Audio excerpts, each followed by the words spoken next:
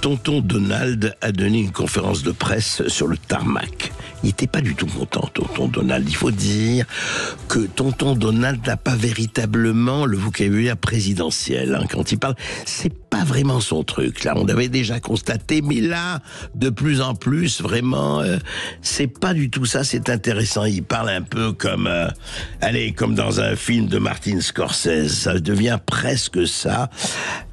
On en parle tout de suite. Sud Radio Berkov dans tous ses états, les perles du jour. Fallait pas me quitter, tu vois, il est beau le résultat. Je fais rien que des bêtises quand t'es pas là. Eh ben, je vais vous dire, qu'est-ce que ça a à voir avec Sabine Paturel?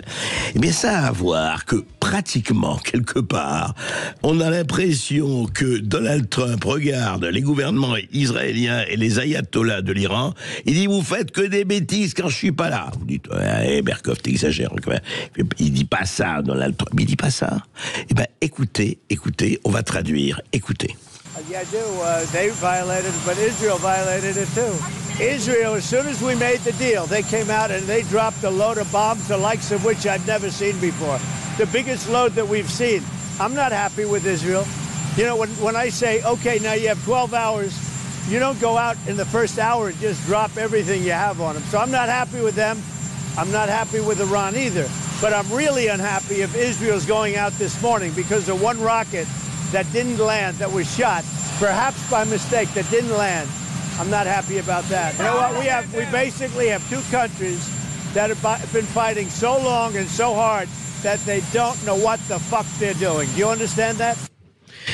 Eh ben voilà, eh ben qu'est-ce qu'il dit? Il dit, oui, enfin je comprends pas, on a fait la cessez-le-feu, je leur ai dit, vous avez 10 heures, vous avez 12 heures, imaginez-vous qu'Israël, eh ben il va dropper, il va envoyer des tas de bombes alors que c'était déjà le début du cessez-le-feu. Je suis pas content avec l'Iran, mais je suis surtout pas content avec Israël, c'est pas bien, etc. Et puis il ajoute devant donc ce parterre de journalistes, il dit, vous savez ce qui se passe avec ces deux pays-là, Iran et Israël? Eh ben, ça fait tellement longtemps qu'ils se bagarrent, qu'ils savent même pas pourquoi ils se bagarrent. What the fuck? Ils ne savent même plus ce qu'ils font. Intéressant, hein? Un langage diplomatique vraiment nouveau. Là, on va enseigner ça sûrement au Quai d'Orsay. Ça va être intéressant de voir les Stéphane Séjourné, ou même les Villepin, ou vous imaginez Hubert Védrine ou Villepin parler comme ça? Non, c'est pas possible.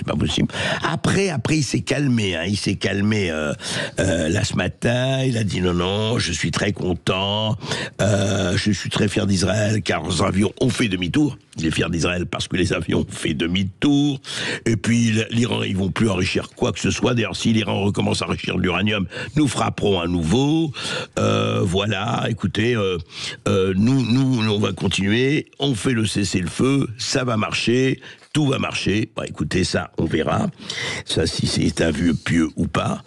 Et ça, c'est intéressant parce que, au fond, aujourd'hui, il y a un changement, en tout cas déjà, à part tous les bouleversements géopolitiques que l'on connaît et les plaques tectoniques qui sont mises en marche, il y a un changement de vocabulaire.